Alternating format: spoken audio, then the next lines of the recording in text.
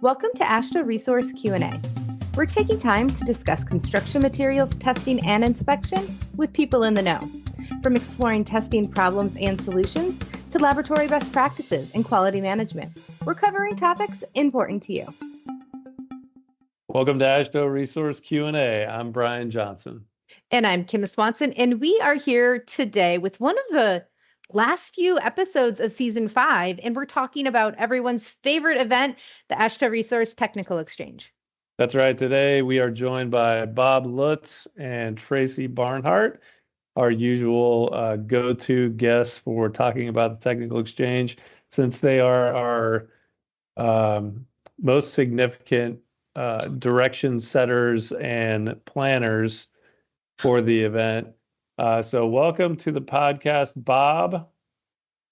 Thanks, Brian and Kim. I feel like we just did this. Has it been a year? It has. It has. Indeed.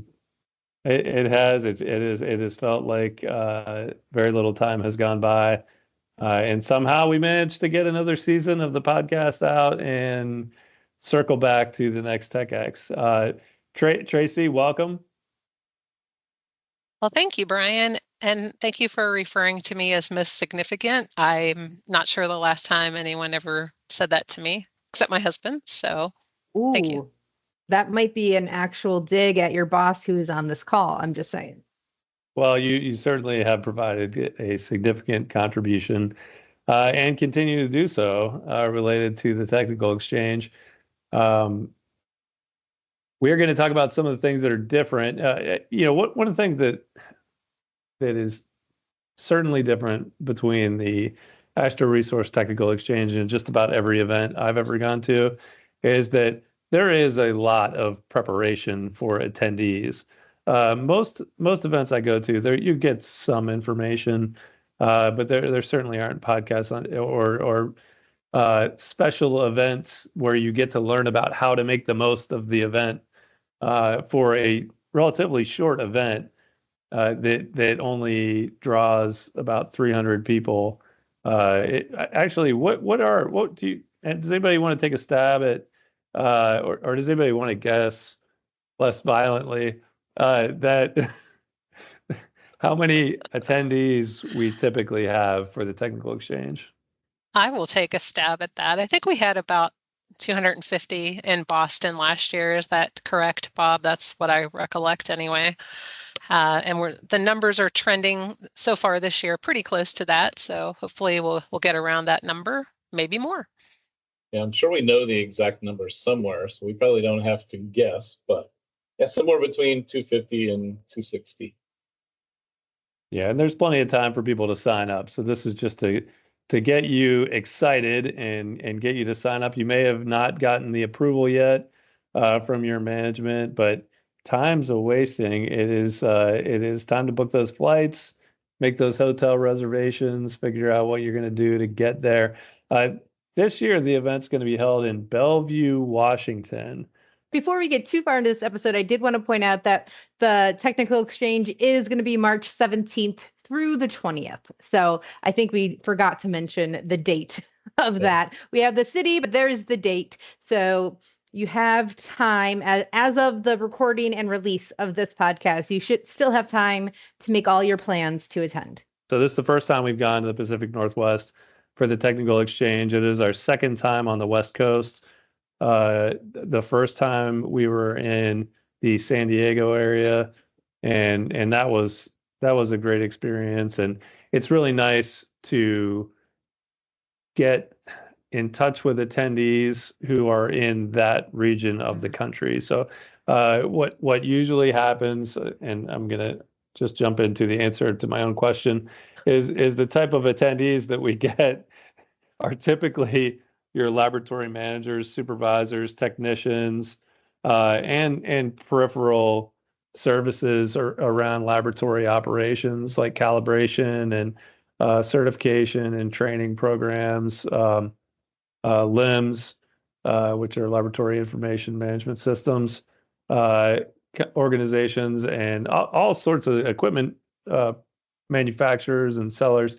But we tend to have a little bit of a local feel to our technical exchanges when we actually show up. I would say, Tracy, what would you say if you had to say a percentage breakdown of local versus national attendees?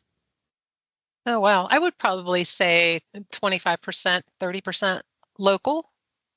Definitely, we pick up, we're already noticing we're picking up a lot of people in Idaho, which is very close by. So that's great for those folks. But we're seeing some people from California and even Texas. I noticed today there were some people from Texas heading on up there. So yeah, I think it helps those people to cut down on expenses when we're in the area, and maybe they don't have to fly across the country and pay for that. Or Yeah, and I will say we do get some international attendees as well, Brian. So don't forget that. You were just saying local and national. So I don't want to forget about the people that travel internationally to come to this event. No offense to our Canadian friends, but Yeah. I mean, you're practically right there. That's right. When you're in Washington State. It's very close.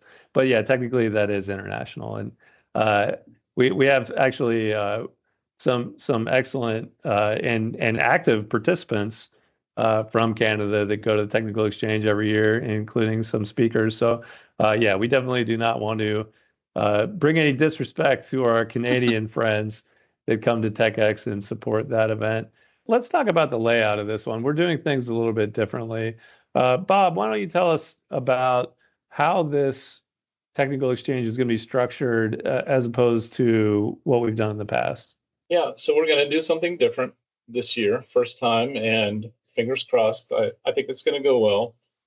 So the major change that we made this year, are making, is that we have, like always, we have 3 concurrent sessions and 3 concurrent tracks, but this year they are defined a little bit better and differently. So track 1, the first track, is content geared toward technicians and inspectors. Track 2 is geared towards lab managers and quality managers. Track 3 is geared towards managers, directors, and leaders. Now, having said that, anybody can go to any session that they want, but we're hoping that this is going to provide a little bit better balance. No matter who you are, you're going to have a number of sessions that fit your current role. Because one of the bits of feedback we've received in the past is that, oh, you seemed a little heavy in this area and a little light in this area. So we went into this planning with, okay, let's define the audience a little bit better, and let's try and make sure we have enough sessions and good balance for everybody. Now that type of structure seems like it would create some challenges as well, because there are some topics that kind of overlap among those different positions. Tracy, can you tell us about what somebody can expect? You do a little bit deeper dive into the technician path. Sure. I'm taking a look at the agenda that we have at this moment. For the technician track, we have laboratory tips and tricks. So things that we can share from our perspective, and as well as attendees sharing with each other, ways to make their lives easier in the laboratory setting. We have laboratory sampling practices. Going to bring in a subject matter expert on that to go through how to properly obtain samples for testing in the laboratory. We have some common findings sessions where we're going to get into common findings that we note on AASHTO resource and sometimes CCRL assessment reports, and why those things are common, kind of digging a little bit deeper into those things. Not only these are the things that we see pretty regularly, but what is it about these things that, why do they end up being findings on reports? Is the standard not clear? Is there a training issue that maybe that's not being communicated to the technical staff? So we have a lot of things like that planned for the technician track. I'm going to say as well, when we're talking about all these sessions, they're not just the same thing, right? We have a couple different, we have sessions labeled as a couple different things. And so we have a presentation, which may be what you are thinking mostly when you think of a session, but that's mostly lecture with some Q&A time at the end. But then we also have panel discussions and roundtables and workshops. So there's variety, not only in the topics and who it's targeted for, but also in the types of sessions that we are offering this year. Yeah, that's absolutely true, Kim. We've received a lot of feedback over the years since we've been doing this. In 2017 was our first year. People wanted more panels. The first time we did a panel or two, people loved that. The attendees like, give me more of that. So we've infused more and more panels over the course of the years, and continue to get great feedback on that. And people also love the networking during the sessions. You're not, as Kim mentioned, you're not just sitting there listening to somebody talk the entire time. You're going to be actively participating if you like to. You don't have to.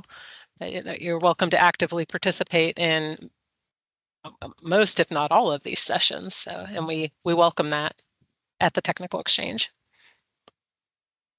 I think that's what really sets this event apart is the interaction, and it is an exchange, which I'm surprised Bob has not mentioned yet, but it is an exchange of information, and we do want the attendee participation. And I think from the feedback that we've gotten from years past is that sometimes people think that like just the interaction with other attendees is just like was valuable enough in addition to the content that we have. That was just kind of a bonus, but they really got enough value out of it, just meeting and interacting and networking, and kind of just like sessions were a bonus.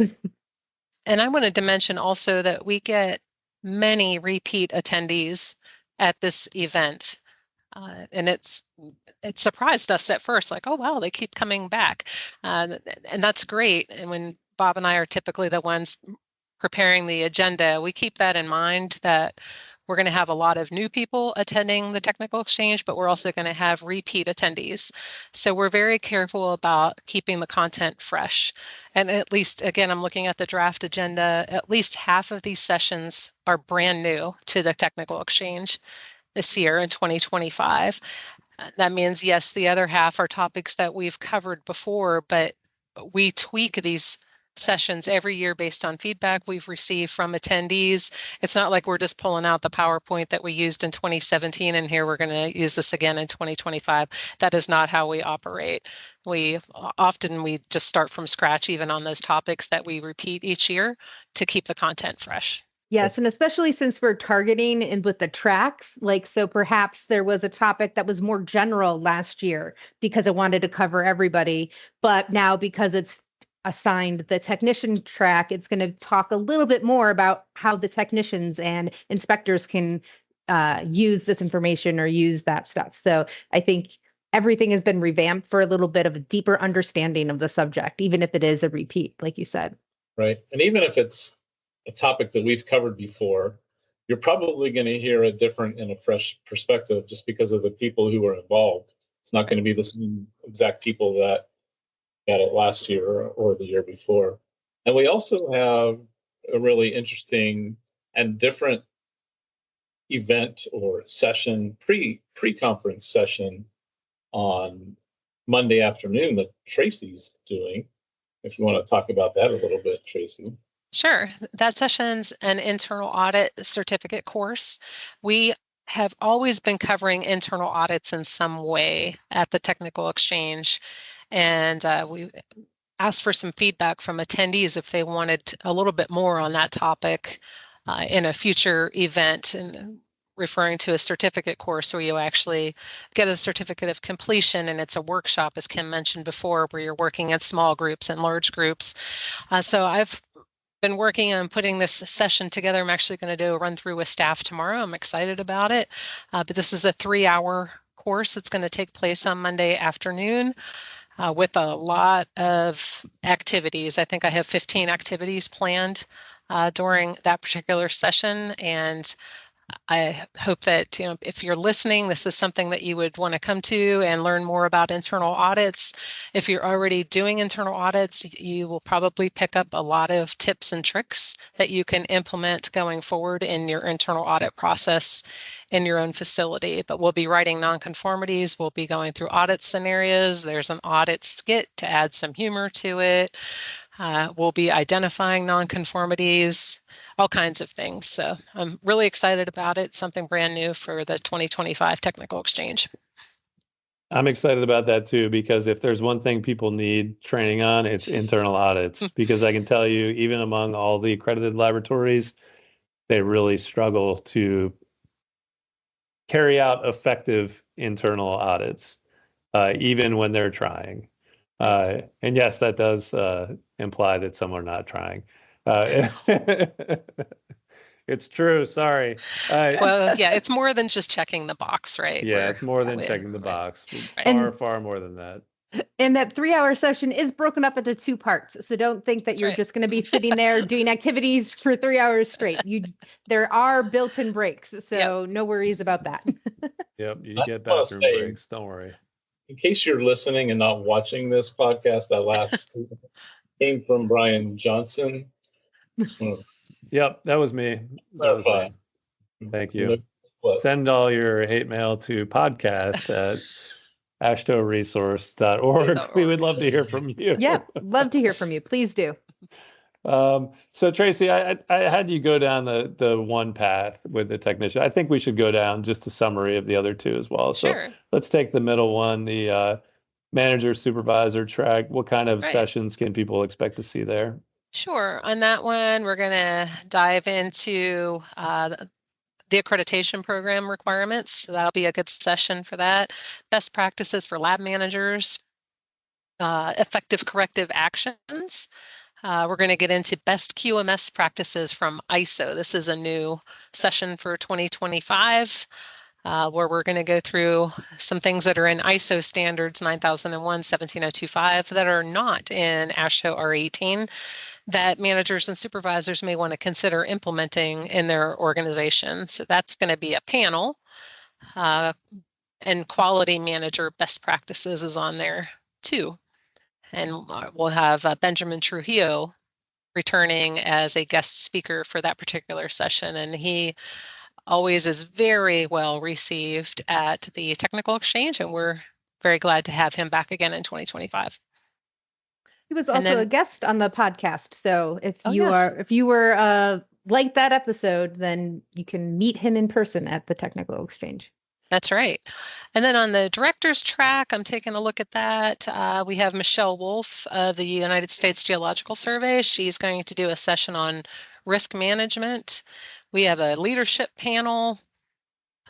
This is new for 2025, recruiting challenges and solutions. So that's something a lot of people are struggling with. So come on and join us for that discussion. Another thing that's new for 2025 is effective communication techniques. We're actually going to have the communications manager from AASHTO in Washington, D.C. Give a presentation on communication techniques. Going to get into strategic planning panel and the cost of poor quality. Another returning guest speaker, Dennis DeVos, is going to give a session on the cost of poor quality. And I just wanted to note that the communication session is going to be done by Maggie, who is the director of communications and marketing at AASHTO. I didn't want you to demote her on that. She is the director, Tracy. Yes. Thank you for that. And then Bob, there's a session, mental health awareness. Maybe you wanted to give a plug for that one. Yeah, so on Thursday, we don't have the tracks anymore. We have 2 sessions in the morning, one on mental health awareness. And this has been done at a couple other AASHTO meetings. And I'm just going to say it's been very, very powerful. And you need to be there. So I hope we'll have good attendance. We're also going to have a time management panel. I think that's going to be a great topic. Everybody struggles with not having enough time and trying to get everything done in the time that you do have. So we're going to have a panel session there. And Maggie Kaspersky, AASHTO's Director of Communications and Marketing, will also be on that panel. So first time for her being at TechX. So thanks, Maggie. She's going to be great. You're going to love Maggie. And then we'll have one other session about common ASTM quality management nonconformities. And then we'll have our closing session where we have a general Q&A, give out some prizes, take your questions, take your suggestions, and wrap it up. Now, one thing I was noticing as we were going through the summaries of the different tracks is there appear to be a lot of sessions that might even convey to other industries. Tracy, do you think there's any opportunities for people in that, and I'm especially thinking in that Seattle area, that there probably are people from other companies that might be interested in hearing what goes on in another industry related to quality? Yeah, that's absolutely right. I had mentioned Michelle Wolf. She works for the federal government with the United States Geological Survey. She's not working in a testing laboratory, construction materials testing laboratory. She brings a fresh perspective to risk management, risk analysis, but that concept applies to all industries. So absolutely, that goes beyond the CMT industry. Same with Dennis DeVos. His background is in the automotive industry.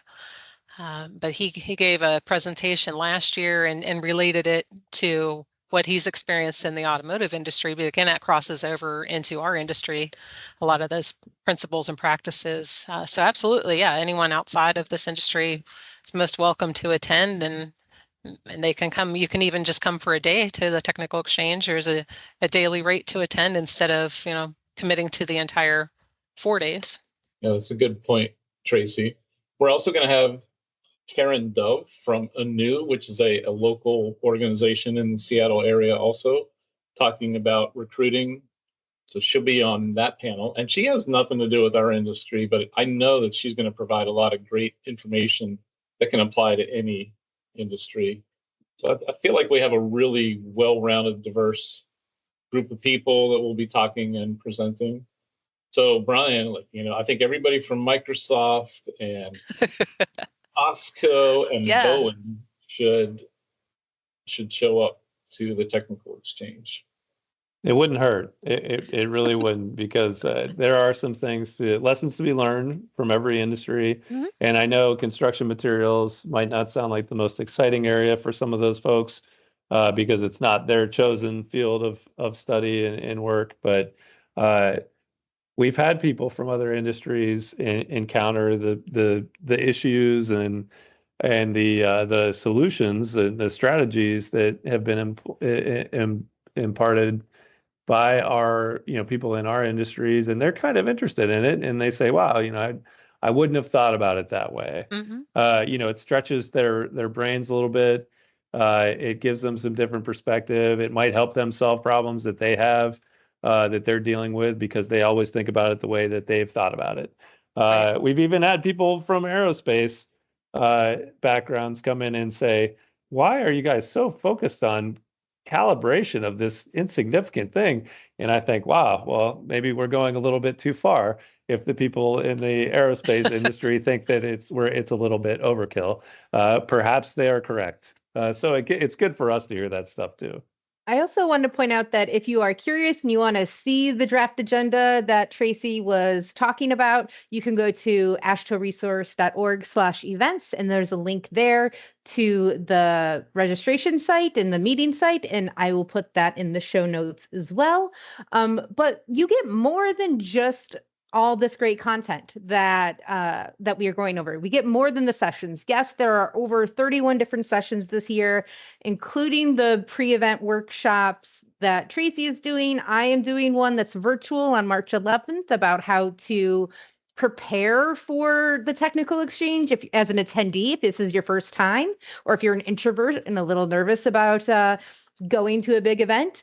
This will definitely help. It'll be recorded for those who can't do it. But what else is included? I'll tell you, the thing that people, I think, love the most about this event are the networking opportunities. And we hear that over and over and over again on the feedback, that people love talking to their peers about these topics and learning from each other, sharing best practices. That's what it's all about. That's why we called it a technical exchange from the get-go.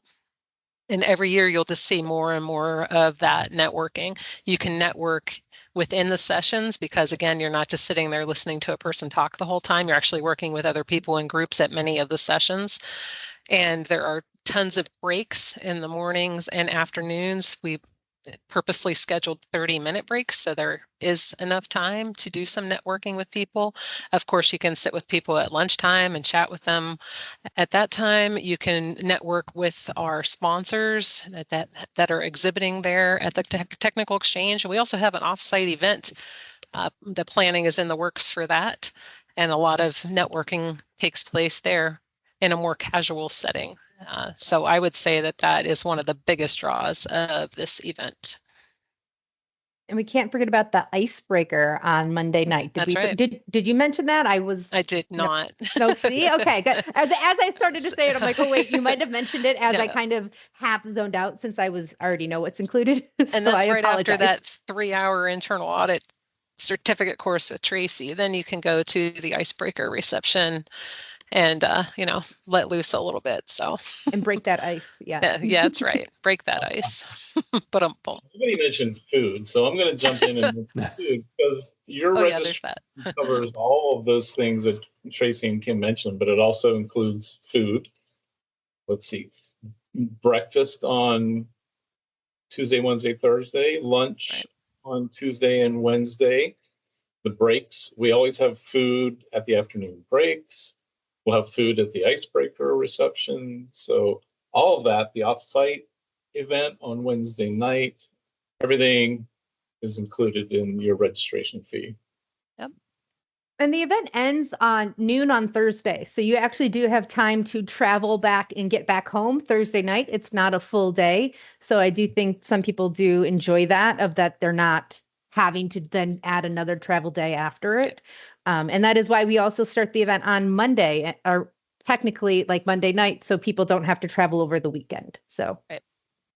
All right. So we talked a little bit about the time of year that this is in and where it's going to be. And I'm going to talk about something kind of mundane related to that travel. But let's talk about packing. How do you pack for this trip, Tracy? Oh, you need the you need to have plenty of different all right situations covered, correct? Because we've got the sessions correct where you're sitting and you're in a more professional setting.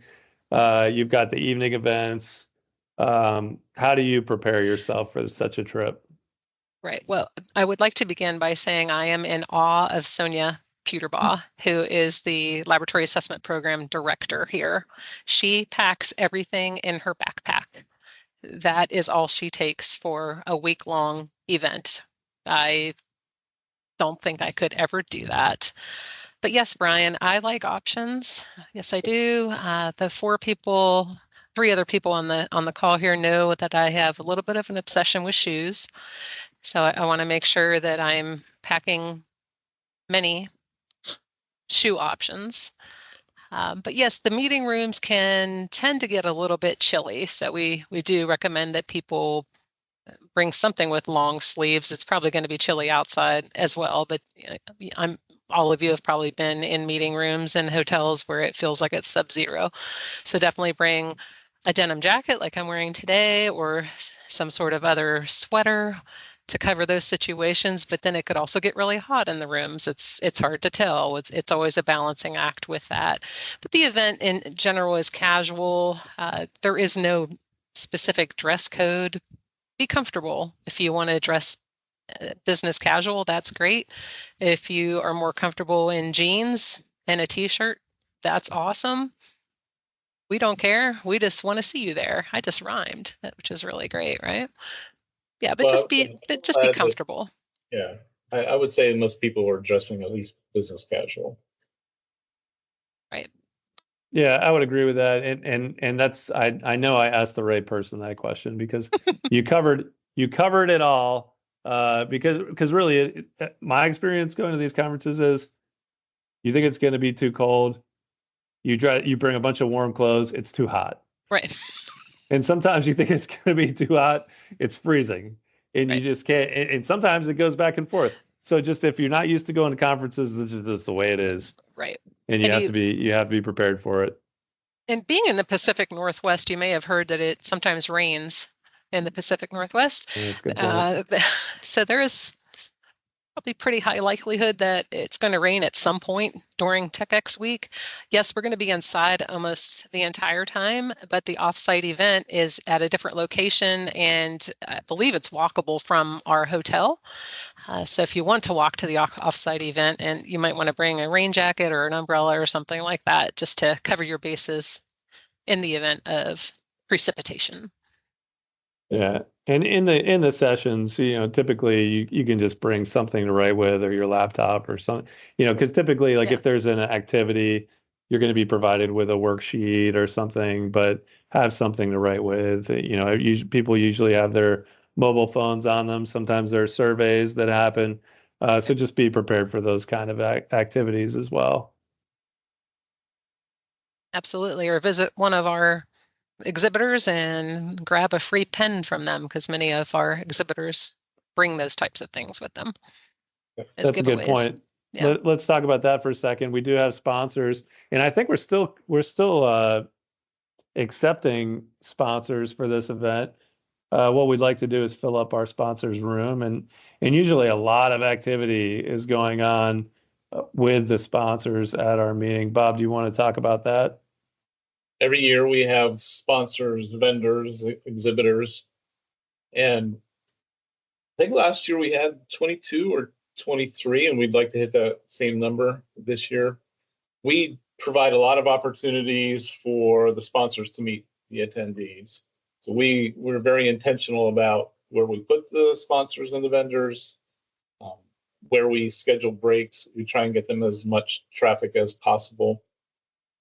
Last year in Boston was definitely our best year in terms of numbers, but I can remember seeing so many conversations going on during the breaks. A lot of really good conversations, a lot of good input, a lot of good exchanges. And the sponsors and the vendors, they are a critical part to this, because not only do they help us with the cost of the meeting, but more importantly, they are vital pieces to this industry, whether they're equipment manufacturers, standards producers, calibration agency, LIMS. Gosh, who am I? What type of vendor am I missing? I mean, everybody really who is involved in this industry in one way or another generally is there. Great for them, but it's also great for the attendees as well. And Brian, I heard that perhaps there might be, since we're on a podcast right now, I heard there might be an actual recording of a podcast in Bellevue in March. There might be. Yeah, I have done this before at another meeting, but it was a NetPet meeting. But I think what we should do is conduct a few interviews during the week with attendees, and then Kim can package it to kick off the next season of the podcast, and we can have a little series about what's been going on with different activities. So it wouldn't necessarily be about the event. It would be more about what's going on, what kind of conversations are going on. And I would encourage anyone who's listening to this podcast to come up to Brian and say, I heard your podcast and I love it, because I want to have a little friendly wager with him of how many times that's going to happen at the technical exchange. So I encourage you to do that. Brian did not know we were going to have that friendly little bet, but we are. Are we doing an over-under bet? Is that what we're talking about? Yes, but we haven't set the parameters yet. But I'm just saying, I don't know what the number is, but I'm leaning over. I'm more optimistic, I think, than Brian is. Yeah, the number is 10. 10. Well, 9.5. You can't have an over under at an even number. You can't tie. So it has to be a half. 9 point something. Okay. I think he might be less optimistic than I am with that, because I think we can beat that. Oh yeah. Oh really? I think just out of spite, somebody will beat that. The number can and will change right up to March. But yes, go and bug Brian about the podcast because Yeah, I please know he would do. love that. And Bob too, because he's our boss. So tell him how much you love listening to the podcast. I love the podcast. I feel like we covered all of the bases for the gist of what the agenda is going to be like, all the fun extra stuff. The why we've done it, we haven't really talked on. I know we've talked about it on previous episodes in previous years, but I think, Bob, why don't you go into a short little, why do we even host a technical exchange? Because it is a lot of work for our staff. So why do we put this much effort into a 4-day event? We do it because there's so much great information out there, and this is a way to connect all the people and the great information so that everybody can learn together and improve together in a nutshell. And we want to be part of that conversation. We want to be the conduit. We want to be that mechanism that brings all that together.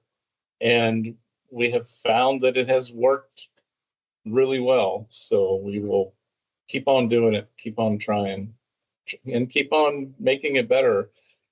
Nobody mentioned feedback. There will be a number of opportunities to provide feedback, including in person and just letting us know. We really want to hear feedback, all of it, what you like, what you don't like, suggestions for the future. If you'd like to be involved as a speaker or a panelist, all that we want to hear. And we'd love to have those conversations on site in Bellevue. I wanted to touch on something Kim mentioned, the fun factor. I think people really do have a great time at the technical exchange. I know we do. People from AASHTO Resource that are attending, it's a tremendous amount of work. Yes, you're absolutely right, Kim. But once we're there and everything's in place, we really enjoy being there and talking to our customers and answering questions. And I think they really enjoy meeting us. For the first time, they may have been a customer for 25, 30 years, but have never met us in person. So they love the opportunity to get to talk to us. But you've been hearing the banter throughout this podcast, and you'll find that at TechX, especially for the AASHTO resource-led sessions. You know, they're light. The topics can be heavy, but we infuse some fun, and we try not to keep everything super serious. There are a lot of things to learn, but you can learn and have fun at the same time. So I did want to put a plug in for that. You can find more information about the technical exchange at ashtoresource.org/events. All right, sounds good. So I hope this episode encourages you to come and join us in Bellevue, Washington on March 16th, 17th, 16th that's when I'm flying out with my giant luggage, with all my stuff. With all your shoes. With all my shoes. And come help us come join us there to be part of the quality management system revolution in the construction materials industry. And the revolution will be podcasted. Thanks for listening to AASHTO Resource Q&A. If you'd like to be a guest or just submit a question, send us an email at podcast@ashtoresource.org or call Brian at 240-436-4820. For other news and related content, check out AASHTO Resource's social media accounts or go to ashtoresource.org.